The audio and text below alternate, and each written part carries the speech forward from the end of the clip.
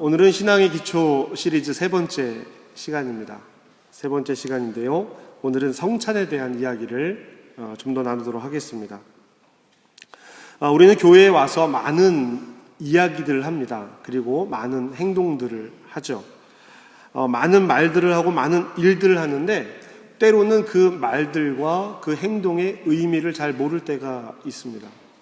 그냥 교회에 와서 사용되어지는 말들, 그리고 교회에 와서 늘 그렇게 해왔기 때문에 하는 일들이 많은 것이죠. 그 중에 하나가 성찬입니다. 초대교회는 성찬이 예배의 중심이었어요. 성찬 자체가 예배였습니다. 종교개혁 이전에 카톨릭도 그랬죠. 그리고 지금도 카톨릭 그렇게 예배를 드리고 있습니다. 개신교에서도 매주 성찬을 하는 교회들이 있습니다. 그러나 보편적이진 않습니다. 많은 경우 어떤 특별한 절기, 부활절이라든지 성탄절이라든지 이런 절기에 성찬을 하는 경우가 많이 있습니다. 그래서 한 4번 정도 1년에 성찬을 하는 교회들이 꽤 많이 있는 것으로 알고 있습니다. 그러다 보니까 성찬에 대한 이해가 조금 부족한 채 특별한 절기에 하는 행위, 특별한 절기에 하는 어떤 세레모니 정도로 여기는 경우도 있습니다. 그리스도인들이, 예수를 믿는 그리스도인들이 다른 사람들, 종교를 갖지 않고 있는 사람들이나 아니면 다른 종교를 가진 사람들과 구분되는 많은 것들이 있습니다. 많은 것들이 있어요. 그러나 그 중에서 이 성찬이 어쩌면 가장 큰 차이를 가져오는 것이 성찬일 것입니다. 다른 종교들도 통과 의례가 있습니다. 우리로 치면 세례 같은 것이죠. 그런 통과 의례가 있습니다. 예배도 있습니다. 다 같이 모여서 드리는 예배도 있고 예불도 있어요. 이제는 여름 불교학교 이런 것도 한국에서는 생겨가지고요. 그런 것도 절에서도 하고 막 합니다. 다른 모임도 있고요. 선교도 합니다. 제자훈련도 하고요. 자기들 나름대로의 교리를 공부하는 모임도 있습니다. 그러나 제가 아는 범위 안에서 성찬의 의미와 성찬의 뜻을 가진 행동을 하는, 종교적 행위를 하는 종교는 기독교밖에 없는 것으로 알고 있습니다. 왜냐하면 기독교만 유일하게 그 종교의 신앙의 대상이 자기를 스스로 죽이며 다른 사람을 구원했다라고 이야기를 하고 있기 때문입니다. 이 성찬은 교회가 담아야 할 중요한 가치를 담고 있습니다. 그래서 오늘 예배 이후에 매달 행하는 성찬을 여러분들이 이 말씀을 통해서 더 의미 있게, 그리고 하나하나 행동에 의미를 가지고 참여하셨으면 좋겠습니다. 그렇게 되기를 주님의 이름으로 부탁드립니다. 기독교는 생명의 종교입니다. 이건 변하지 않는 진리예요. 기독교는 사랑의 종교이며 기독교는 생명의 종교입니다. 기독교가 생명을 담아내지 못하면 그 힘을 잃어버릴 수밖에 없습니다. 다른 모임과 똑같아요. 그냥 사람들이 모이는 모임, 그런 모임 정도밖에 안 되는 것이죠. 여러분, 우리는 살기 위해서 먹잖아요. 어떤 사람은 먹기 위해서 하는 거냐, 살기 위해 먹는 거냐, 이런 얘기도 하는데요. 일단 어쨌든 먹지 않으면 우리는 생명을 유지할 수 없습니다. 음식을 통해서 얻는 힘이 있다는 이야기죠. 여러분, 예수님께서 광야에서 시험을 당하셨어요. 광야에서 금식하시고 나서 시험을 당하셨는데 그 시험 당할 때 첫 번째로 사단이 예수님께 제안했던 것이 무엇이었는지 기억나십니까? 뭐였죠? 무엇으로 만들려고 그랬는데, 그렇죠, 돌로 떡을 만들라고 요청했습니다. 근데 예수님은 그것을 거절하셨어요. 사람이 떡으로만 살 것이 아니요, 이러면서 거절하셨단 말이에요. 그렇다고 예수님이 정말 사람이 떡으로만 살 것이 아니냐라고 생각하셨느냐? 그렇지 않습니다. 먹을 것을 주기도 하셨거든요. 돌은 생명을 줄 수 없기 때문에 돌로 떡 만드는 일을 하지 않으신 겁니다. 어쩌면 잠시 배가 부르다라는 것을 느낄 수는 있을지 몰라요.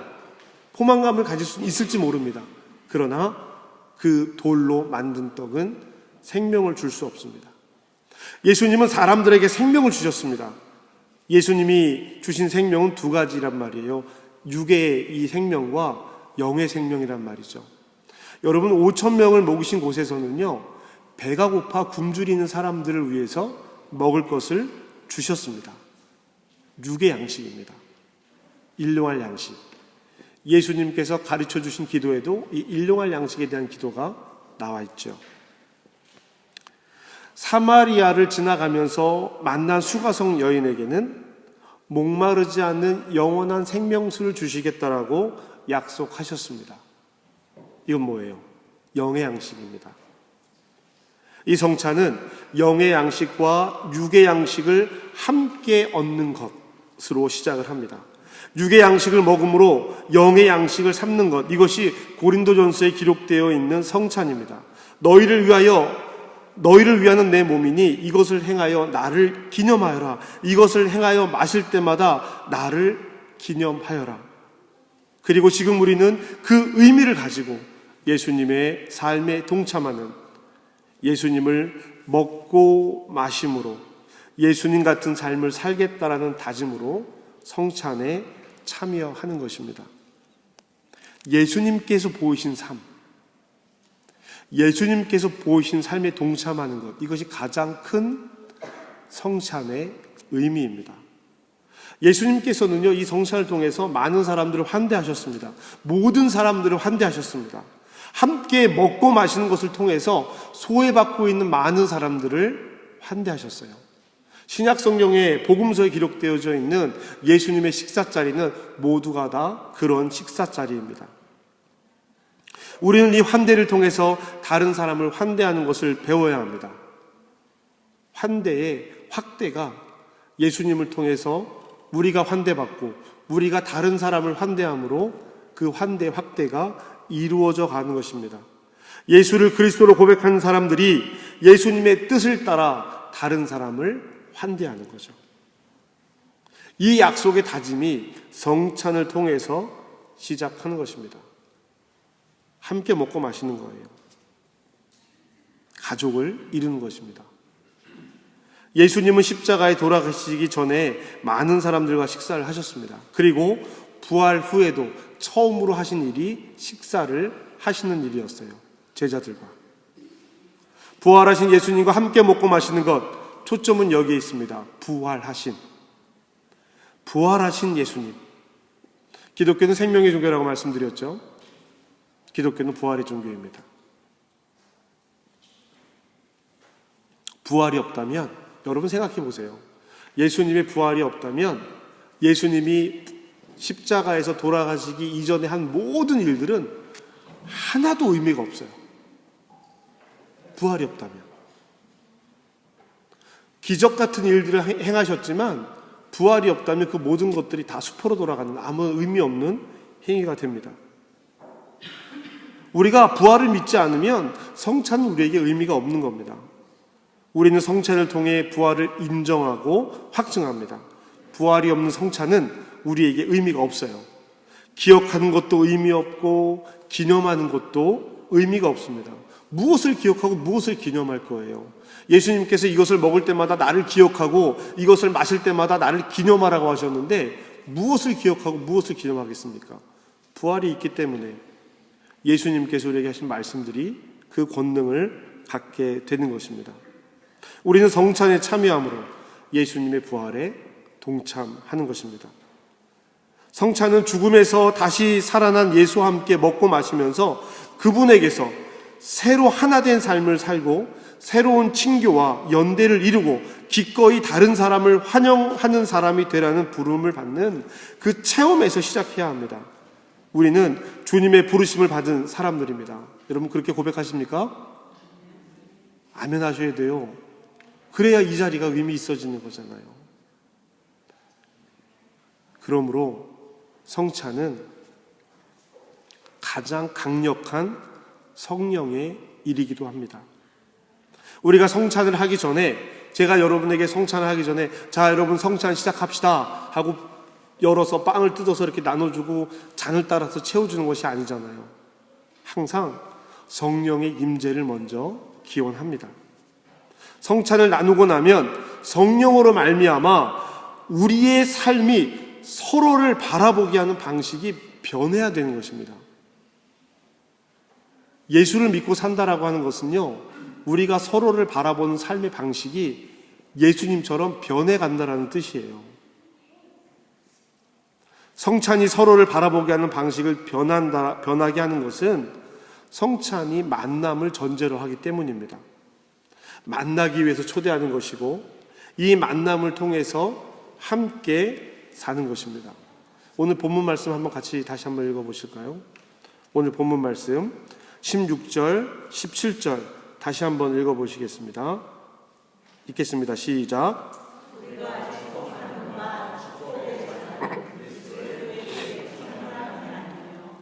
우리가 떼는 떡은 그리스도의 몸에 참여함이 아니냐.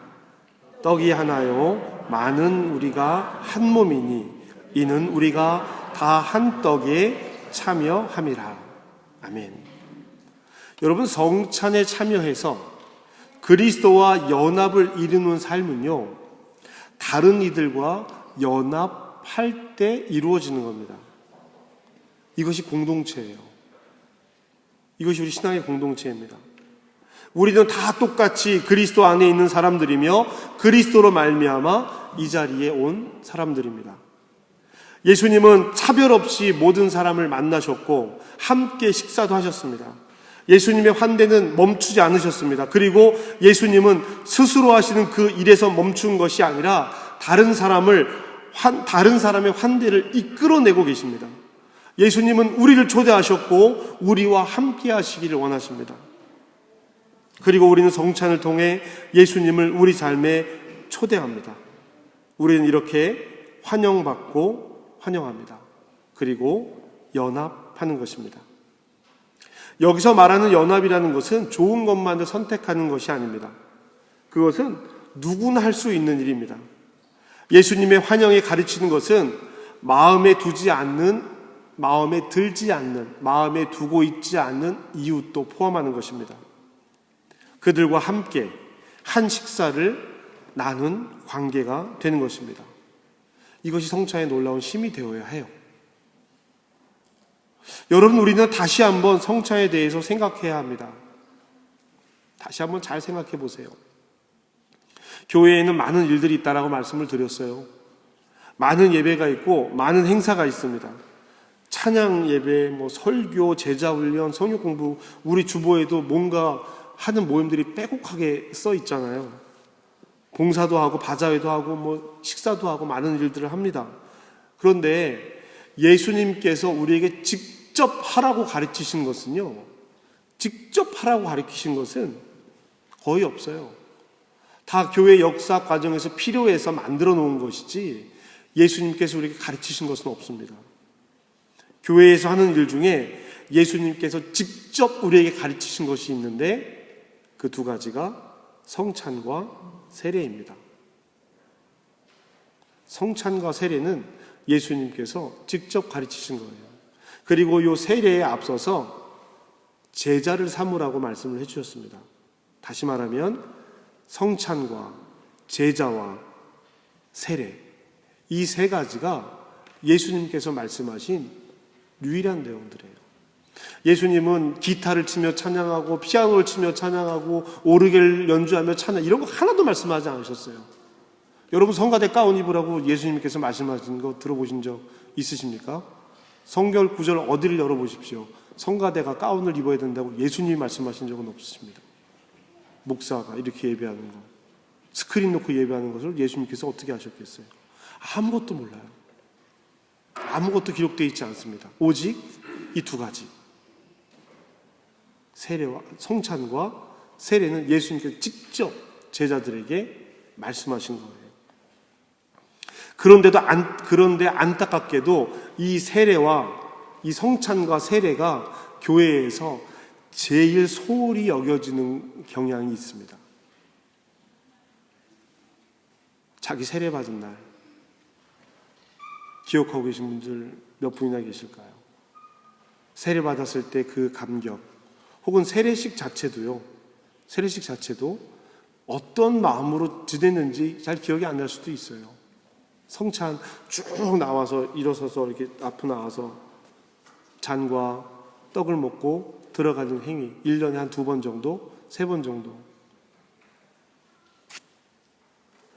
더욱 중요한 것은 예수님을 그리스도로 고백하는 사람들이 갖는 행위가 성찬과 세례라고 하는 것입니다.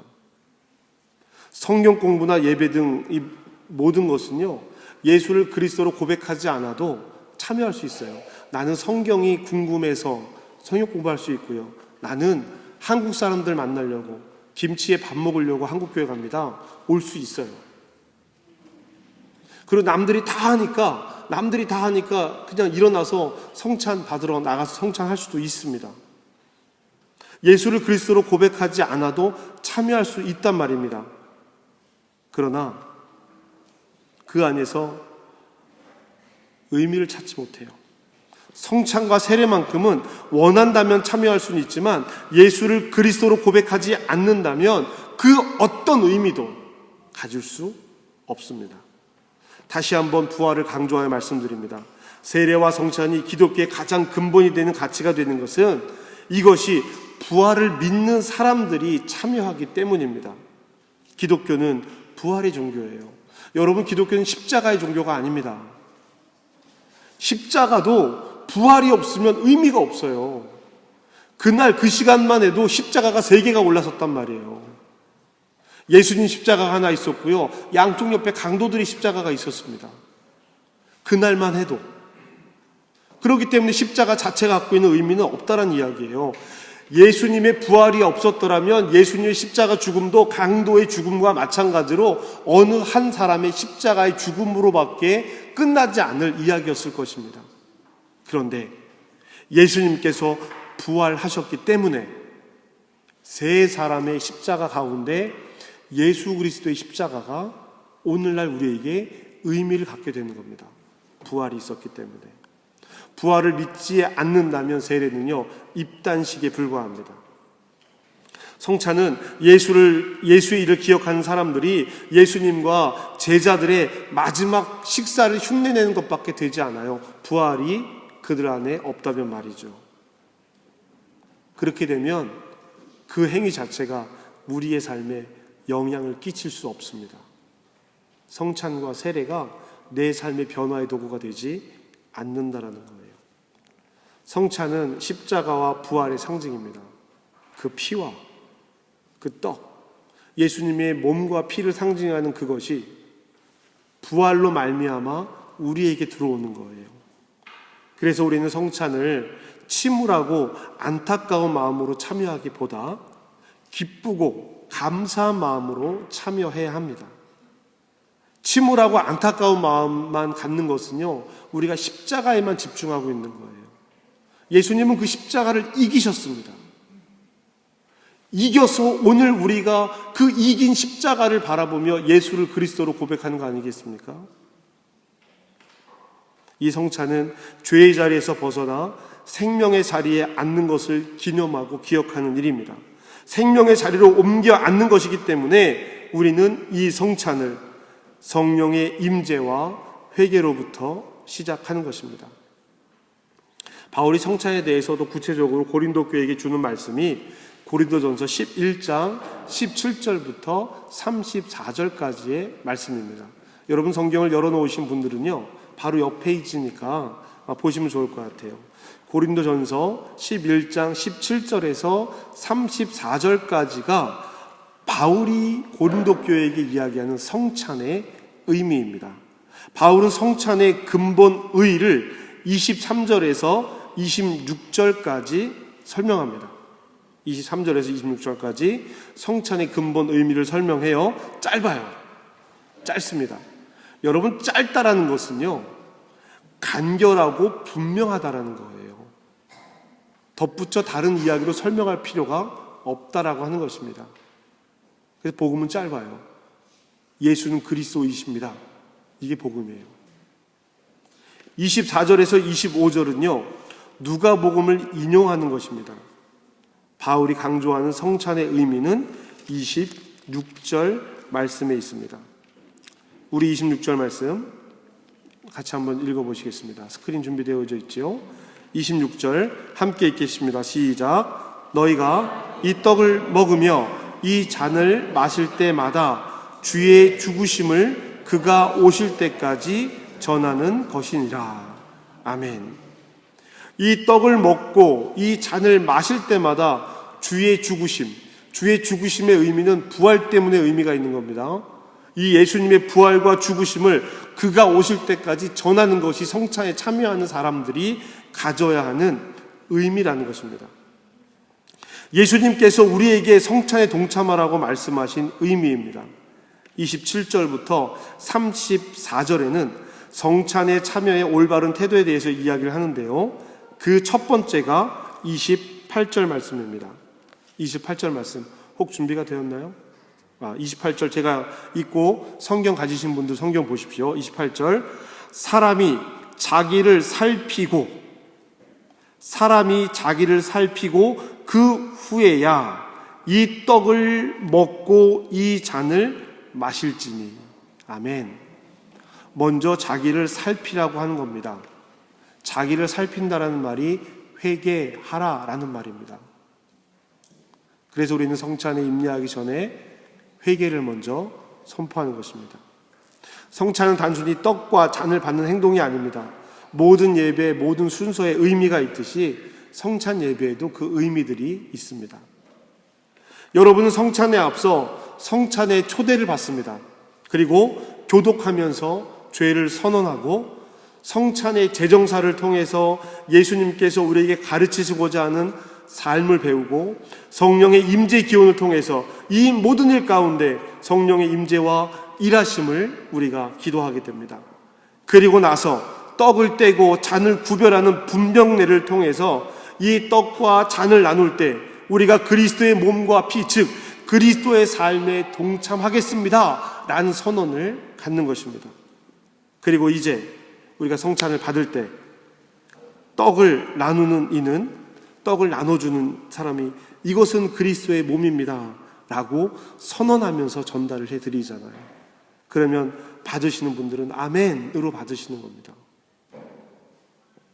떡을 받을 때도 그냥 이렇게 손 내밀어 받는 것이 아니라 손을 이렇게 십자가 모양으로 포개서 왼손을 오른손 위에 올려놓고 십자가 모양을 만들면 분병하던 이가 이 손바닥 위에 떡을 올려놓는 것입니다.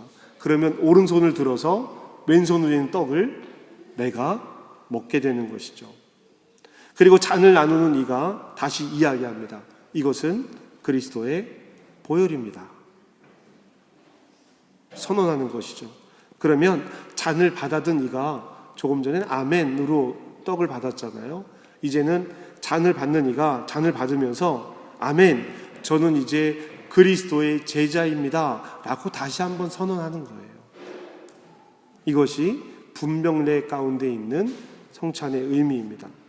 그리스도의 제자입니다 라고 선언하는 것은 이제 내가 그리스도의 가르침을 따라 살아가겠습니다, 그리스도의 일에 동참하겠습니다 라는 것을 선언하는 것입니다.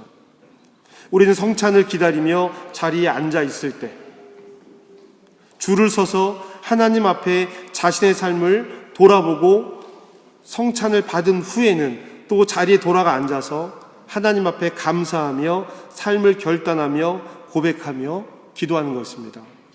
그것을 위해서 오르게를 연주하는 거예요. 그냥 성찬의 분위기 좋으라고 연주하는 것이 아니라 앉아서 기다리는 사람들은 회개를 선포하고 자기를 살피고 자신의 삶을 돌아보는 시간을 갖는 것이고, 줄을 서서 기다리는 동에도 옆 사람이랑 웃으면서 얘기하는 것이 아니라 내가 이제 하나님 앞으로 나아가서 성찬을 받아들겠습니다 라는 고백의 기도를 하며 나아가는 것이고요, 성찬을 받고 자리에 돌아가 앉으셔서는 이제 내가 성찬을 받아 그리스도의 제자로서의 삶을 다시 한번 선언합니다, 나의 삶을 도와주시옵소서, 이렇게 기도하는 시간들을 갖는 것입니다.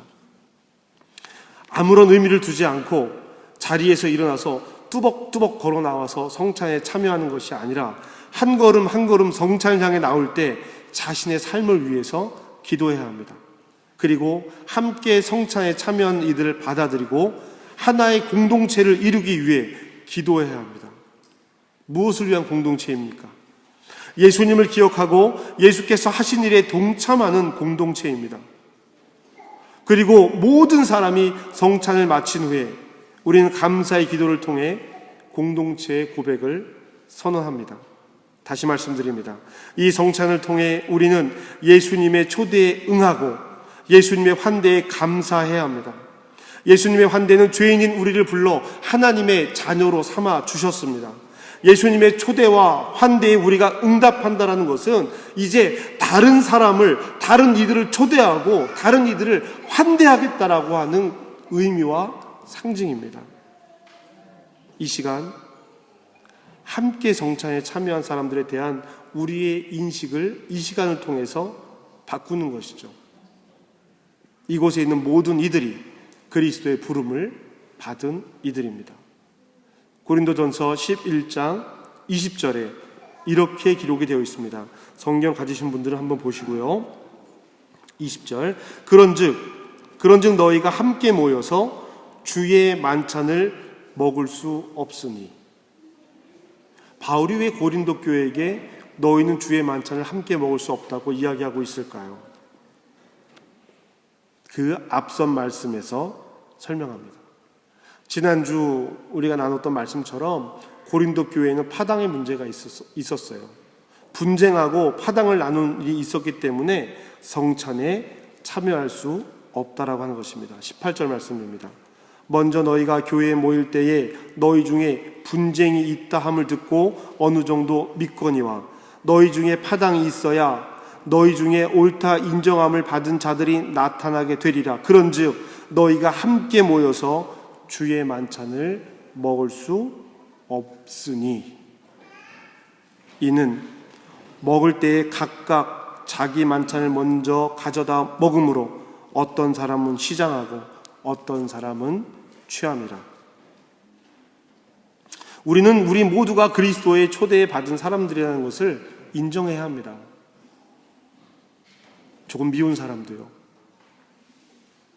내 성격과 맞지 않아서 조금 부대끼고 싫은 사람도, 그 사람도 그리스도의 초대에 응답한 사람인 것을 인정해야 합니다. 그것이 이를 행하여 나를 기념하라 라는 이야기입니다. 결국 성찬은 삶의 태도를 결정하는 일입니다. 성찬의 의미는 예수와 함께 살아가는 삶을 결정하는 것, 삶의 태도와 방향을 결정하는 것. 성찬은 과거의 복음을 현재로 살아내는 통로가 되는 것입니다.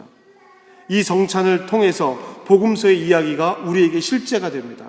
이 성찬을 통해서 하나님께서 우리와 함께 하시고 성령께서 우리에게 일하시게 되는 것입니다. 그리스도와 연합하는 일, 그리스도와 함께하는 일을 우리 모두가 함께하는 것입니다. 예수님이 나의 주인이시고 내 삶의 질서이시고 내 삶의 우선순위이십니다. 주님께서 보이셨던 십자가의 길, 환대의 삶, 사랑의 삶을 예수님의 제자인 내가 살아가겠습니다. 이렇게 다짐하는 것, 이것이 성찬입니다. 떡과 잔을 먹고 마심으로 내 생명이, 내 영혼이 예수로 말미암아 살겠습니다. 성령님의 뜻을 따라 살겠습니다. 다짐하는 것입니다. 저와 여러분이 이 거룩한 식탁 앞에서 서로를 환대하고 환대받으며 삶의 태도를 결정하며 부활의 예수님과 함께 살아가시기를, 그렇게 다짐하시기를 주님의 이름으로 축복합니다. 아멘. 기도하시겠습니다.